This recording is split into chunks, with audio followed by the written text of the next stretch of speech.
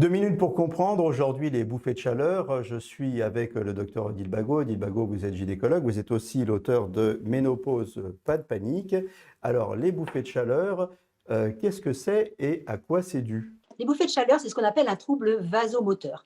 C'est-à-dire que les vaisseaux vont se dilater et on va avoir très très chaud ou éventuellement des sueurs. Alors à quoi c'est dû? Tout n'est pas encore élucidé. On sait que cela se passe au niveau de notre thermostat. Au niveau de l'hypothalamus, on a un thermostat qui normalement est réglé sur plus ou moins 4. Et bien là, le réglage il est plus fin. Et donc, au moins de petits changements, hop, on va sortir de la chaleur sous forme d'une bouffée de chaleur. Tout ce qu'on sait, c'est que c'est lié au manque d'œstrogènes, puisque quand on va apporter des œstrogènes à une femme pas des bouffées de chaleur, eh bien, elles vont disparaître. Donc, quelle est la prévention possible? Peut-être un apport en oestrogène, d'après ce que je comprends. Alors, en prévention, pour éviter que les bouffées de chaleur ne viennent, on n'a rien, on n'a que du traitement. Alors, on peut apporter des œstrogènes par ce qu'on appelle des phytoœstrogènes, c'est-à-dire des plantes qui vont agir comme des œstrogènes.